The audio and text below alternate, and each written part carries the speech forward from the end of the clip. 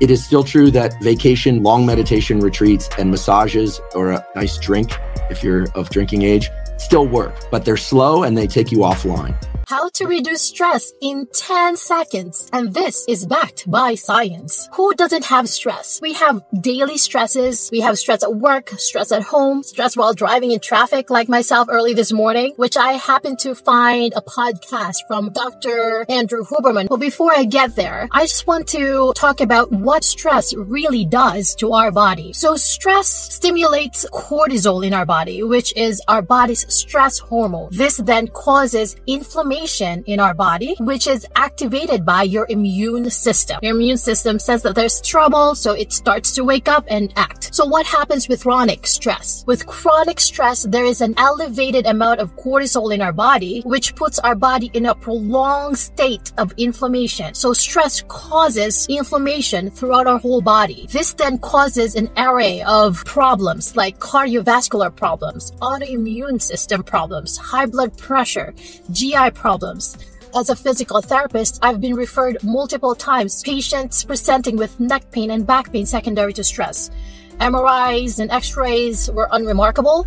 So the diagnosis that they came with was neck pain, musculoskeletal pains due to stress. So stress does a lot of things, negative things to our body. So whatever we can do to manage, to reduce stress is a game changer. This is you.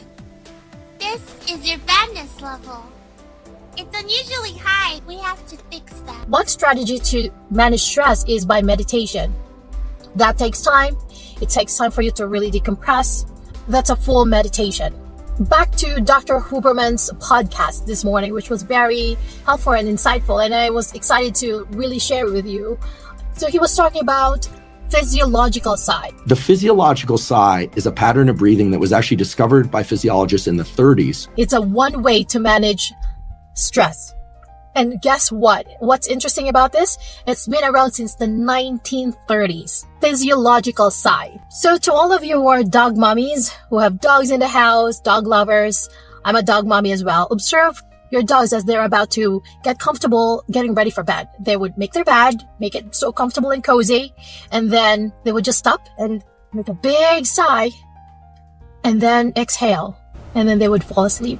I can watch them every time. This happens like every night. It's very interesting. And I have attempted to do this myself as well. And I thought it was really smart. And I guess this is backed by science, and dogs have been doing them as well. So physiological sigh goes like this. You take in a deep breath. You breathe into your nose, hold, and then breathe in one more time. Fill the lungs with air. And then you breathe out of your mouth slowly. You do this about 2 to 3 times, and this sends signals into your nervous system to just calm down, the calming effect. Just 1, 2, or 3 of those physiological sighs brings your level of stress down very, very fast.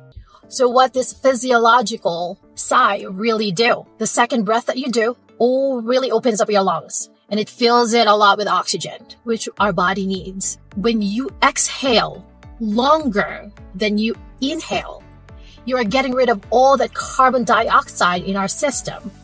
Carbon dioxide in our systems also triggers our immune system to act up. And then when our immune system is triggered, inflammatory hormones are present, and this causes the stress reaction in our body. Anytime you emphasize exhales, in other words, making them longer than your inhales, you are slowing the heart rate down. You're calming your system. So again, physiological sigh goes like this. You breathe into your nose, hold, breathe in again, fill that lungs up, and then slowly breathe out through your mouth.